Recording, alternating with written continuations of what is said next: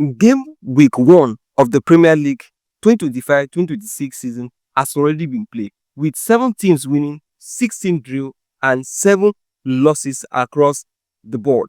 It's a perfect moment to set the tone and share my prediction for how the table could look at the end of the campaign.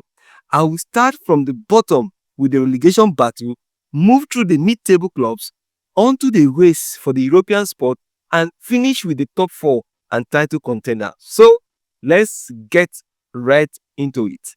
At the relegation battle at number 20 is Burnley. Their open style of play simply leaves them too exposed at this level. So they will not survive without going for relegation. At number 19 is Leeds United. Despite winning their first game against Everton, I strongly believe that Leeds United will go back to relegation.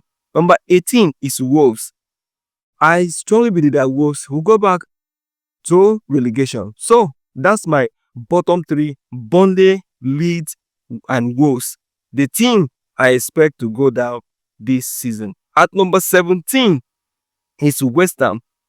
West Ham will finish number 17 on the table. Sunderland will finish number 16.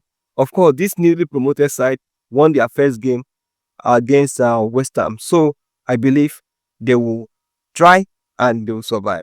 And number 15 is Everton. Everton have a way of surviving relegation. I don't know how. So those are my survivor picks: West Ham, Sunderland, Everton, clubs that will fight hard, but they will stay up. All right, at number 14, talking about the mid-table, is Bournemouth.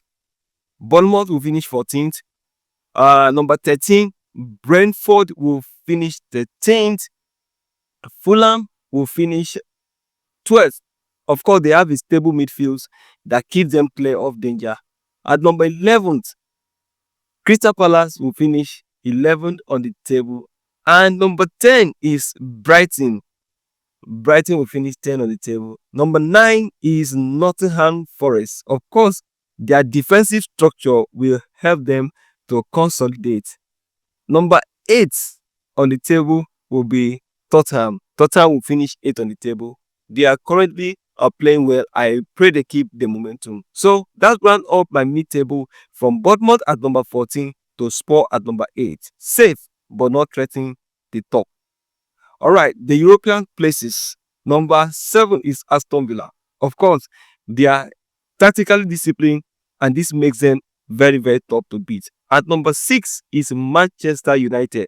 Manchester United finished 15th last season, but there's so much rebuilding in that team, and they played against Arsenal, and they played very well, so I see them finishing 6th.